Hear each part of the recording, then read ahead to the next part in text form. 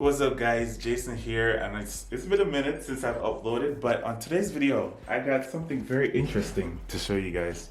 This PC been in my closet for a hot minute and I've decided to break it out. This has a dual core processor, believe it or not. It's an i3 3240 inside there. Really low power CPU back in the days. 2 cores, 2 threads.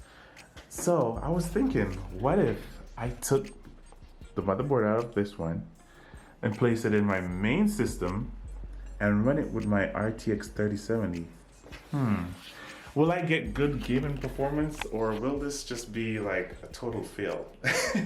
Well, we're here to decide, and we're here to see what kind of performance we're gonna get in 2020.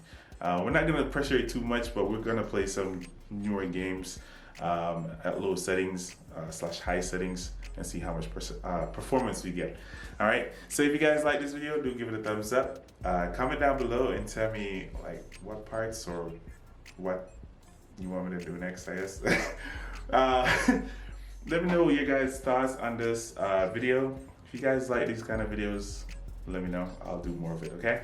I really appreciate you guys. Let's get right into it. Taking a look in here, it's absolutely mucky. Look at that dirt.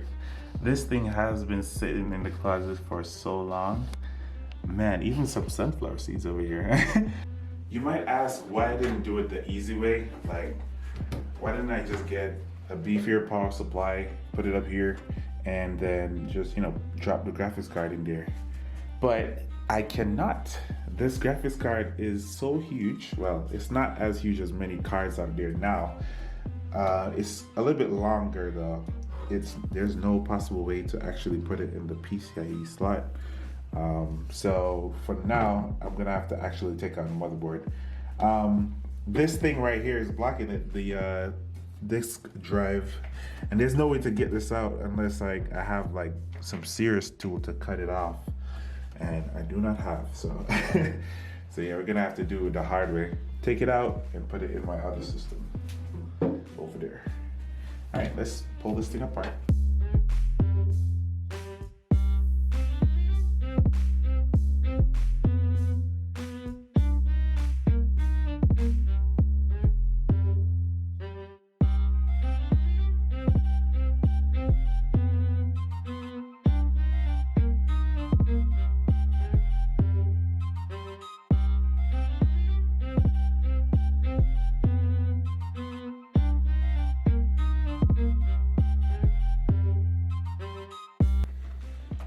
So this is my main system, and it's super dirty in here too. Can you guys see that fan up there? Yeah, I haven't cleaned my system in a while. I actually really need to do that. All my drives, all my games are on my M.2, but I have a backup SSD that I'm gonna use. Being that motherboard doesn't have the M.2 slot, it's just gonna slap this little tiny motherboard in there. Oh man, look at how much space we got. We got so much room right now. We have our normal 8-pin that breaks into 2 4-pins. We just want to make sure we connect the right one. The right one is this one right here. All right, we're gonna get our 24-pin. Connect that. All right, so that's full power to the motherboard already. I did find, actually, yeah, this was 8 gigs DDR3. I don't know if you guys can see that. 8 gigs. Click those in.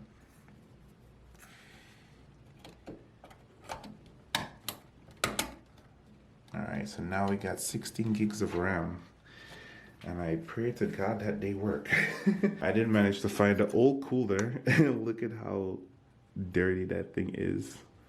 There's a lot of muck inside there, inside the actual heatsink. There's a lot of, you can see that. There's a lot of dirt. But hey, this CPU, I don't even have more thermal paste. But hey, the CPU doesn't draw a lot of power, so it's not gonna be too crazy when it comes to heat. So I'm not worried about thermal paste, to be honest. The old thermal paste on it should be more than fine enough for this small CPU. We have our RAM installed, our cooler installed. We got the the CPU power over here installed. We got normal motherboard power installed, which is our 24 pin. Let's go ahead and connect the USB first. I guess that's what it wants me to do. I'm gonna connect our audio, HD audio, and our power. I think the power. This is LED. I think this right here. Let me see. Gotta make sure. Let's do a power test just to make sure that that is power switch, because I don't want to fully put the system together and not have any power. All right, so I just did the test and it is in the power switch right there. This one right here is for the front USB 3.0, but this board doesn't, as you can see, it doesn't have a slot for it. So we're just gonna leave that tucked away. All right, so now to put in the beast. There. So now we put in our GPU. Hopefully we got enough clearance. I think the power switch is actually blocking it too. Uh-oh. Alright. Okay. Alright. I do think we're deep enough in there. Alright. Now, to get our screw and tighten it up. Let's put in our power now. And this card uses two 8-pin. Yes, two 8-pin. 230 watts, I think it is. Or 250, I don't remember.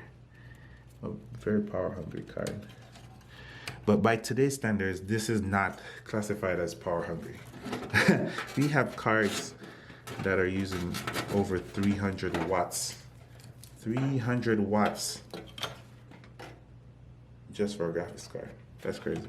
That's a big boy. All right, so you guys can see we got our, let me turn up the light a little bit.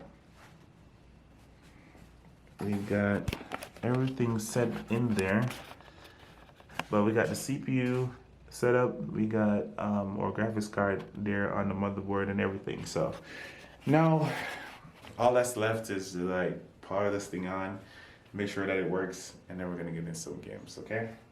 Let's get right into it. So the first game we got up, guys, is Warzone 2.0, and we're running at the very default preset here. We got a lot of stutters. The CPU will not come down from 100%, which is very much expected, because this is just 2 cores, and games like this use up to 8 core CPUs. We did not get to play any at all. There was nothing but stutter and glitches, and the only thing you could possibly hear was just the audio from other teammates, and pretty much that was it. So yeah, 2.0 was a no bueno. Moving on to Apex Legends, we did have a wonderful gameplay. We managed to hit around 60 FPS, and the experience was not bad. We did have a few hitches and glitches because of the CPU bottleneck. And basically what that is the CPU is always at 100%, not fully utilizing the GPU. We would combat this by turning up the graphics settings, most likely to max, being that this GPU can't handle it at max settings. But in this case, we did find it a little bit unstable, and the most stable gameplay we could get is at the low preset. We did manage to win this team fight, and then the game actually crashed. So yeah, you can run on dual core, but expect to have some minor issues here and there based on your setup. Moving on to Returnal, at the Epic preset, we've managed to score around 30 to 35 FPS. The FPS was definitely not stable in this game, being that it's a game that is much more CPU intensive. We'll have scores of 30, then it'll fall down to like 18, and then dip even more, and then the game will just start glitching out. But overall, if you had just the CPU to use, you can definitely play the game. In my opinion, 30 FPS is playable. I don't know about you guys, but you guys let me know. But yeah, pairing a dual core CPU with this graphics card is not something ideally you'll do, But hey, if you don't have any choice doing it, you can still run some games. Moving on to Dying Light 2, our experience was much greater than all the other games because this one is much more GPU demanding. And as you can see, we are at 100% on the utility for our CPU, but GPU usage is much higher too, at around 80 to 90% sometimes. We've gained around 70 FPS, and then it will go up to 100, but then back down to like 80 and then 90, which is not bad in my opinion. That's the only issue with using such an older CPU, is that the FPS won't be consistent. It won't be fully pushed to its maximum capabilities.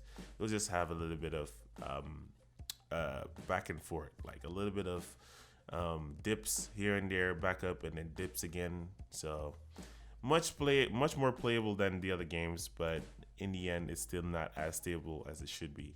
Yeah, as I said, pairing this graphics card with a dual core is not something ideal you'll do, but I just wanted to see what's the best experience you'll get out of it when you do. The final game we tested was Red Dead Redemption, which was kind of playable, but the game keep on crashing, so I didn't really added it to the list. It's just an honorable mention at this point. So can you game on the CPU?